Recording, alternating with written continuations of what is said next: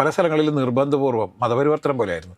നിർബന്ധപൂർവ്വം എല്ലാ ആളുകളെയും CPM-ൽ നിന്നും തൃണമൂലിലേക്ക് മാറ്റുകയും അവരുടെയൊക്കെ പാർട്ടി ഓഫീസുകൾ പിടിച്ചെടുക്കുകയൊക്കെ ചെയ്തു. ഏതാണ്ട് 300-ലേറെ പാർട്ടി ഓഫീസുകൾ ഇപ്പോൾ തിരിച്ചു പിടിച്ചു എന്നുള്ളതാണ് വിവരങ്ങളാണ് അവിടുന്ന് വരുന്നത്. ആ കാണുന്ന തൃണമൂൽ കോൺഗ്രസിൻ്റെ ഓഫീസില്ലേ, എത്രയോ രാത്രികളിൽ ഞങ്ങൾ വന്നിരുന്നിരുന്ന ഞങ്ങളുടെ ഓഫീസായിരുന്നു. അദ്ദേഹം CPM-കാരനാണ്, അദ്ദേഹം ഞങ്ങളുടെ ഓഫീസായിരുന്നു. ഞാൻ ചോദിച്ചത് എങ്ങനെയാണ് പിന്നെ തൃണമൂലിൻ്റെ ഓഫീസായിരുന്നു.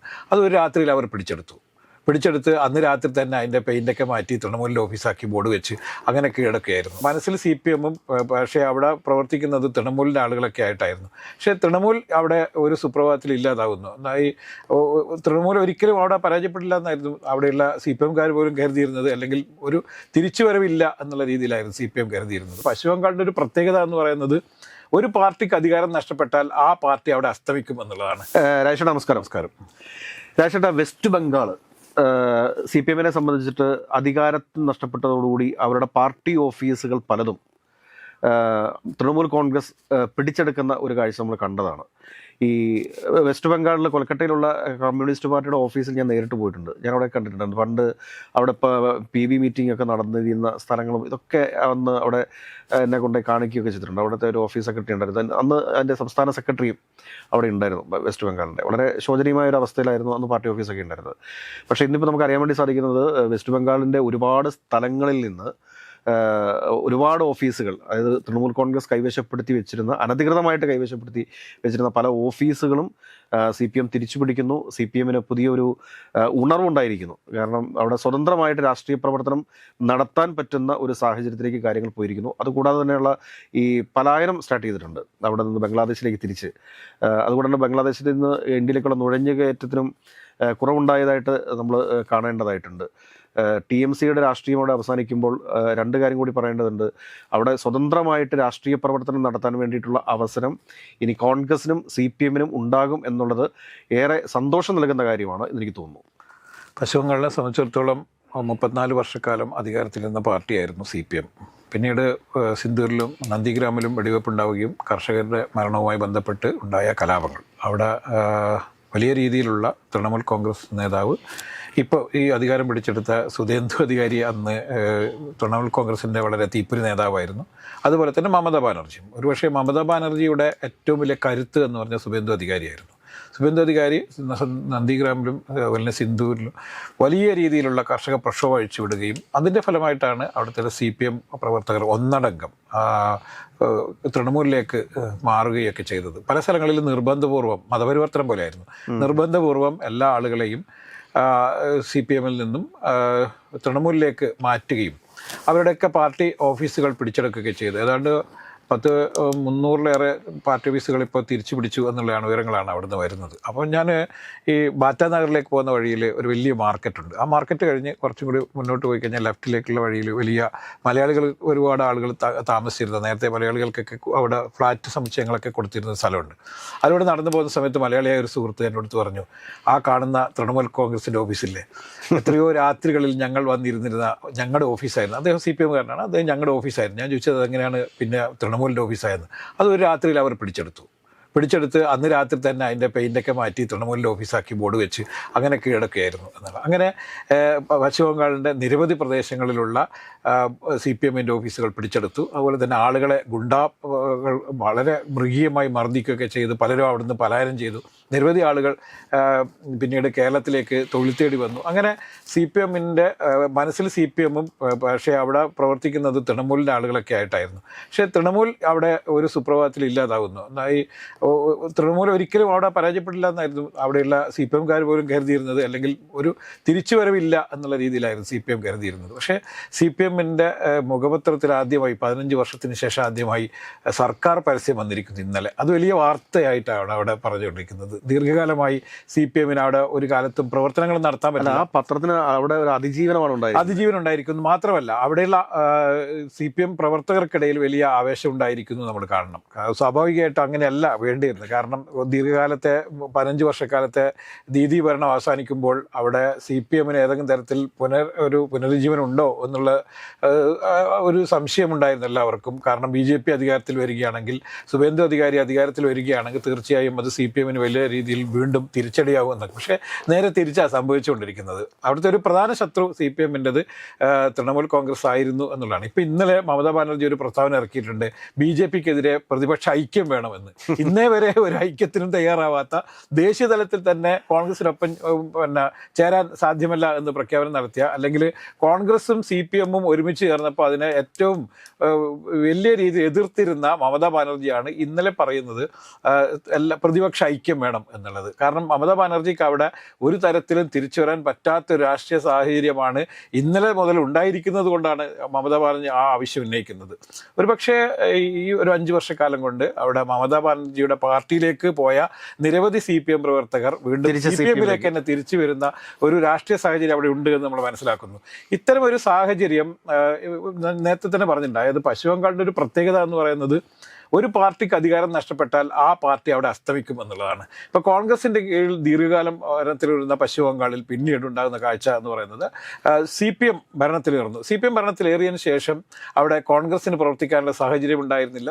കോൺഗ്രസ് വളരെ മോശാവസ്ഥയിലായിരുന്നു എന്ന് കാണണം. ചില നേതാക്കന്മാരൊക്കെ അവിടുന്ന് ദേശീയ തലത്തിലൊക്കെ പിന്നെയും വന്നിട്ടുണ്ടെങ്കിൽ പോലും ഇപ്പം CPM-ൻ്റെ ഭരണത്തിൽ തന്നെയാണ് മമതാ ബാനർജി അവിടെ യൂത്ത് കോൺഗ്രസിൻ്റെ അധ്യക്ഷയായിട്ടൊക്കെ വലിയ രീതിയിൽ വലിയ പ്രവർത്തനങ്ങൾ കാഴ്ചവെച്ച് പിന്നീട് അവർ തൃണമൂൽ കോൺഗ്രസ് ഉണ്ടാക്കിയതും ഒക്കെ എങ്കിൽ പോലും അവിടെ ഭരണം ഉള്ള സമയത്ത് മറ്റൊരു പാർട്ടിക്ക് അവിടെ വലിയ രീതിയിലൊരു ആധിപത്യം സ്ഥാപിക്കാൻ വേണ്ടി കഴിഞ്ഞിരുന്നില്ല.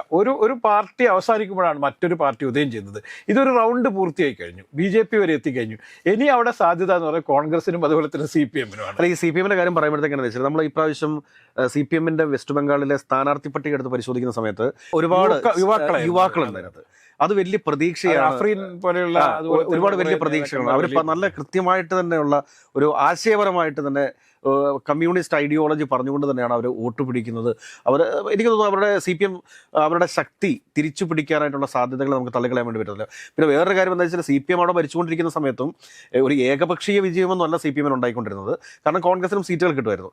ഇപ്പോൾ ഈ തൃണമൂൽ കോൺഗ്രസ് ഭരിക്കുന്ന സമയത്ത് എന്താണ് സംഭവം എന്ന് ചോദിച്ചു കഴിഞ്ഞാൽ ഒരു ഏകപക്ഷീയമായ വിജയമാണ് അവിടെ ഉണ്ടായത്. ഇപ്പം ഈ 5 വർഷം മുന്നേ എന്ന് പറഞ്ഞാൽ ഒറ്റ സീറ്റ് പോലും CPM-ന് ഉണ്ടായിരുന്നില്ല. കോൺഗ്രസിന് 2 സീറ്റ് ഉണ്ടായിരുന്നു.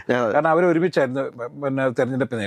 ഈ തെരഞ്ഞെടുപ്പിൽ CPM സെപ്പറേറ്റ് ആയിരുന്നു, കോൺഗ്രസ് സെപ്പറേറ്റ് ആയിരുന്നു, BJP വലിയ ശക്തിയായി വരുന്നു, തൃണമൂൽ കോൺഗ്രസ് വേറെയായിരുന്നു. അപ്പം ഇങ്ങനെ സെപ്പറേറ്റ് ആയി ഇത്തവണ തെരഞ്ഞെടുപ്പിൽ നേരിട്ടത്. അതുകൊണ്ട് തന്നെ CPM-ന് ഇത്തവണ ഒരു സീറ്റ് കിട്ടിയില്ലെങ്കിൽ പോലും CPM-ന് അവിടെ തിരിച്ചു വരാൻ പറ്റും, അല്ലെങ്കിൽ ഭരണത്തിലേക്ക് വരാൻ പറ്റിയില്ലെങ്കിൽ അവിടെ കുറച്ച് ശക്തി ഉണ്ടാക്കാൻ വേണ്ടി കഴിയും എന്നുള്ളതാണ്. പിന്നെ മാത്രമല്ല, ഒരു കാലത്ത് തീർന്നുപോയി എന്ന് പ്രഖ്യാപിച്ചിരുന്ന പാർട്ടിക്ക് പുതുതലമുറയിലെ ഒരു വലിയൊരു സംഘം പ്രവർത്തകർ വരുന്നു എന്നുള്ളത് വലിയ ആവേശകരമാണ്. കാരണം ദീർഘകാലമായി കഴിഞ്ഞ 15 വർഷക്കാലം ഭരണമില്ല എന്നൊക്കെ പറയുന്ന സമയത്ത് അത് CPM-നെ ബാധിക്കും. ദീർഘകാലമായി ഭരണത്തിലില്ല എന്ന് പറയുന്നത് കോൺഗ്രസിനെയും ബാധിക്കും. കോൺഗ്രസ് അവിടെ അധികാരത്തിലില്ലാതായിട്ട് ഏതാണ്ട് 49 വർഷമായി കോൺഗ്രസ് അധികാരത്തിൽ നിന്ന് പോയിട്ട്. ആ കോൺഗ്രസ് ഇപ്പോഴും അവിടെ ഉണ്ട് എന്നുള്ളതാണ് അവിടുത്തെ ഏറ്റവും വലിയ അത്ഭുതകരമായ സംഭവം. കോൺഗ്രസിൽ ഇപ്പോഴും പ്രവർത്തകരുണ്ട്, കോൺഗ്രസിൽ ഇപ്പോഴും വിശ്വസിക്കുന്ന ആളുകളുണ്ട് എന്ന് പറയുന്ന സമയത്ത് നമുക്ക് അത്ഭുതമാണ്. ഹാർഡ് കോർ കോൺഗ്രസ് അവിടെ ഉണ്ട് എന്നുള്ളതാണ്. അതുകൊണ്ടാണ് ഈ ഫോർവേഡ് ബ്ലോക്കിനൊക്കെ അവിടെ അത്യാവശ്യം ബ്ലോക്കിനൊക്കെ ശക്തി ഉണ്ടായിരുന്നു. പക്ഷേ ഇപ്പോൾ പോലീസ് അവിടെ വളരെ മോശാവസ്ഥയിലാണ്. നേരത്തെ അവിടുത്തെ ഈ മാർക്കറ്റിൻ്റെ അടുത്തായിട്ട് ഒരുപാട് ചണമില്ലുകളൊക്കെ ഉണ്ടായിരുന്ന ഒരു പ്രദേശമുണ്ട്. ആ പ്രദേശത്തായിരുന്നു ഫോർവേഡ് ബ്ലോക്കിൻ്റെ ഒരു പ്രധാനപ്പെട്ട ഒരു 3 നില ഓഫീസ് ഉണ്ടായിരുന്നു. അവിടെ ഇവിടെ നിന്നുള്ള ഫോർവേഡ് ബ്ലോക്കിന്റെ ദേശീയ ജനറൽ സെക്രട്ടറി ജി ദേവരാജൻ വരുന്നത് കാത്ത് ആളുകൾ വെയിറ്റ് ചെയ്യുന്ന ഒരു കാലം ഉണ്ടായിരുന്നു പറഞ്ഞാൽ വിശ്വസിക്കാൻ പറ്റില്ല. 4 മന്ത്രിമാരുണ്ടായിരുന്നു അവിടെ CPM മിനിസ്ട്രിയിൽ. തൊഴിൽ വകുപ്പ് എല്ലാ കാലത്തും ഇവരുടെ കയ്യിലായിരുന്നു, ഫോർവേഡ് ബ്ലോക്കിന്റെ കയ്യിലായിരുന്നു. അതുകൊണ്ട് തന്നെ നിരവധി തൊഴിലാളികൾ, മലയാളികളായ തൊഴിലാളികൾ നിരവധി പേർ ഈ ദേവരാജൻ വരുന്നത് കാത്തിരിക്കുകയും അദ്ദേഹം ഓഫീസിലുള്ളപ്പോൾ പാർട്ടിയുടെ ഓഫീസിന് മുന്നിൽ തമ്പടിച്ച് നിൽക്കുകയൊക്കെ ചെയ്യുന്ന ഒരു കാഴ്ച ഉണ്ടായിരുന്നു പണ്ട്. പക്ഷെ ഇന്നിപ്പോൾ ദേവരാജൻ പോകുന്നതും വരുന്നതോ അവിടെ ഉണ്ടോ ഇല്ലയോ എന്നോ, അല്ലെങ്കിൽ ഈ ഓഫീസിന് മുന്നിൽ ദേവരാജൻ ഇപ്പോൾ പൂർണ്ണമായിട്ടും കേരള രാഷ്ട്രീയത്തിലേക്ക്, അതെ, അങ്ങനെ കേരളത്തിലെ രാഷ്ട്രീയത്തിലേക്ക് തിരിയാനുള്ള കാരണം എന്ന് പറഞ്ഞാൽ അവിടെ ഒന്നും ഇല്ലാത്ത ഒരു പ്രതീക്ഷയില്ലാതായി പോയി എന്നുള്ളതാണ്. പക്ഷേ അത്തരം പാർട്ടികൾക്കൊക്കെ ഇനി പുനരുജ്ജീവിക്കാൻ കഴിയുമോ എന്ന് വെച്ചാൽ ബുദ്ധിമുട്ടാണ്. പക്ഷേ CPM എമ്മിന് അവിടെ ചില ഏരിയകളിലൊക്കെ ഇപ്പോൾ ഒരു അത്യാവശ്യം പ്രവർത്തിക്കാനുള്ള ഒരു സാഹചര്യം ഉണ്ടായിരിക്കുന്നു എന്ന് നമ്മൾ കാണേണ്ടതുണ്ട്. അതുകൊണ്ട് ദേശീയതലത്തിൽ ഇപ്പം CPM കേരളത്തിലെ ഭരണവും നഷ്ടപ്പെട്ടതോടുകൂടി വലിയ രീതിയിൽ പ്രതീക്ഷ നഷ്ടപ്പെട്ട ഒരു പാർട്ടിയാണെങ്കിൽ പോലും പശ്ചിമ ബംഗാളിൽ അത് ചെറിയ തോതിൽ വളർന്നു വരുന്നു എന്നുള്ളത് കൊണ്ട് നമ്മൾ കാണേണ്ടതുണ്ട്. അതിൻ്റെ കൂടി ഫലമാണ് ഈ ഇത്രയും അവരുടെ ഓഫീസുകൾ, നഷ്ടപ്പെട്ട ഓഫീസുകൾ 15 വർഷത്തിന് ശേഷം അവർ തിരിച്ചു പിടിക്കുന്നു എന്നുള്ള വാർത്ത ശരിക്കും അത്ഭുതകരമാണ്. പ്രത്യേകിച്ചും BJP ഭരണം പിടിച്ചതിന് ശേഷമാണ് ഇത് സംഭവിക്കുന്നത് എന്നുള്ളതാണ്. അതായത് രണ്ട് കാര്യങ്ങളുണ്ട്. ഒന്നെന്താ വെച്ചാൽ BJP ഒരു സംസ്ഥാനത്ത് ഭരണത്തിൽ വന്നു കഴിഞ്ഞാൽ അവിടെ വലിയ പ്രശ്നങ്ങളില്ലെന്നും മമതാ ബാനർജിയുടെ ഈ TMC എന്ന് പറയുന്ന പാർട്ടി പാർട്ടിയാണ് എന്നുള്ള രീതിയിലേക്ക് വരുത്തി തീർക്കാനും, അതോടൊപ്പം തന്നെ മറ്റ് സ്റ്റേറ്റുകൾക്കും ഇതൊരു ഇപ്പൊ BJP സ്വാഭാവികമായിട്ട് ആദ്യം BJP കാണുമ്പോൾ BJP എന്നൊരു തോന്നലുണ്ടല്ലോ, അവര് മറ്റേ വർഗീയ പാർട്ടിയാണ് എന്നൊക്കെ ഒരു തോന്നലുണ്ടല്ലോ. അപ്പൊ അതിന്റെയൊക്കെ അടിസ്ഥാനത്തിൽ നടക്കുന്ന ചില ഒരു നരേറ്റീവ് കൂടിയാണ് സൃഷ്ടിക്കപ്പെടുന്നത്. കാരണം ഞങ്ങൾ വന്നാൽ ഇവിടെ എല്ലാ പാർട്ടികൾക്കും സ്വതന്ത്രമായിട്ട് പ്രവർത്തിക്കാം, എല്ലാ മതങ്ങൾക്കും സ്വതന്ത്രമായിട്ട് പ്രവർത്തിക്കാം, വേറെ പ്രശ്നങ്ങളൊന്നുമില്ല എന്ന ഒരു നരേറ്റീവ് കൂടി ഇവിടെ സൃഷ്ടിക്കപ്പെടുന്നുണ്ട്. അവിടെ നമ്മൾ വേറൊരു കാര്യം കൂടി ആലോചിക്കണം. ഇപ്പൊ ഈ SIR നടപ്പിലാക്കുകയും ഏതാണ്ട് 94 ലക്ഷത്തിലധികം വോട്ടേഴ്സ് ലിസ്റ്റ് നിന്ന് മാറ്റുകയൊക്കെ ചെയ്തു. ഏറ്റവും കൂടുതൽ ഭവാനിപ്പൂരിൽ നിന്ന് വോട്ടുകൾ മാറ്റി എന്നൊക്കെ. പക്ഷേ CPM അതിൽ ആ രീതിയിൽ വലിയ രീതിയിൽ പ്രതികരണമായിട്ട് വന്നിരുന്നില്ല എന്ന് കൂടി നമ്മൾ ആലോചിക്കേണ്ടത്. സത്യമല്ലായിരിക്കും. CPM ഒരിക്കൽ പോലും ഈ SIR നടപ്പിലാക്കിയതിനെ കുറിച്ചിട്ട് അവിടെ ശക്തമായൊരു പ്രതിഷേധം സംഘടിപ്പിച്ചിട്ടില്ല. അവരുടെ ഈ ഇലക്ഷൻ പ്രചരണത്തിലൊന്നും ഇതൊരു ഒരു വിഷയമായി അവർ അവതരിപ്പിച്ചില്ല. അതിന് പകരം അവർ ഏറ്റവും കൂടുതൽ അവിടെ ഉയർത്തിക്കാട്ടിയിരുന്നത് മമതാ ബാനർജിക്കെതിരെ ആയിരുന്നു, മമതാ ബാനർജിയുടെ അഴിമതിക്കെതിരെയായിരുന്നു, അല്ലെങ്കിൽ കെടുകാര്യസ്ഥതയെക്കുറിച്ചായിരുന്നു നമ്മൾ കാണേണ്ടതുണ്ട്. അവിടെയാണ് വിഷയം എന്ന് പറയുന്നത്. പിന്നെ മറ്റൊരു വിഷയം എന്ന് പറയുന്നത് BJP അവിടെ എല്ലാ സ്ഥലത്തും രാമരാജ്യം എന്നുള്ള ഒരു കോൺസെപ്റ്റിലാണ് പോയിരുന്നത്. പക്ഷേ BJP ഇവിടെ പശ്ചിമ ബംഗാളിലെത്തിയപ്പോൾ അവർ ലക്ഷ്മി കാളിയായിരുന്നു. കാളിയാണ് അവിടുത്തെ ഒരു പ്രധാനപ്പെട്ട. അപ്പോൾ കാളിയെ അവർ പ്രധാന ആയുധമാക്കിയെടുക്കുകയും ഇതേ കാളി തന്നെയാണ് ഈ പറയുന്ന മമതാ ബാനർജിയുടെയും പ്രചാരണ ആയുധമെന്ന് നമ്മൾ കാണേണ്ടതുണ്ട്. ഇവിടെയാണ് വിഷയം ഉണ്ടായത്. അത് ആർക്കറിയാം? കൃത്യമായിട്ട് സുബന്ധു അധികാരിക്ക് അറിയാമായിരുന്നു എന്നുള്ളതാണ്. അതുകൊണ്ട് യഥാർത്ഥത്തിൽ ഈ ഒരു കാലത്ത് TMCയുടെ ഏറ്റവും ശക്തി എന്ന് പറഞ്ഞാൽ മമതാ ബാനർജി സുബന്ധു അധികാരിയുമായിരുന്നു. സുബന്ധു അധികാരിയൊക്കെ ആണ് ആളുകൾക്ക് കുറച്ചും കൂടി വിശ്വാസം എന്നതാണ് ഇത്തവണ അദ്ദേഹത്തെ അധികാരത്തിലേറ്റിയെന്ന് നമ്മൾ കാണേണ്ടതുണ്ട്. അതുകൊണ്ട് CPM അവിടെ ശക്തി പ്രാപിക്കുന്നു എന്ന് പറയുന്നത് മറ്റൊരു രാഷ്ട്രീയ മാറ്റത്തിൻ്റെ, പശ്ചിമ ബംഗാളിൽ ഉണ്ടാക്കിക്കൊണ്ടിരിക്കുന്ന മറ്റൊരു രാഷ്ട്രീയ മാറ്റത്തിൻ്റെ ചെറിയ സൂചനകൾ കൂടിയാണ് എന്ന് നമ്മൾ മനസ്സിലാക്കണം.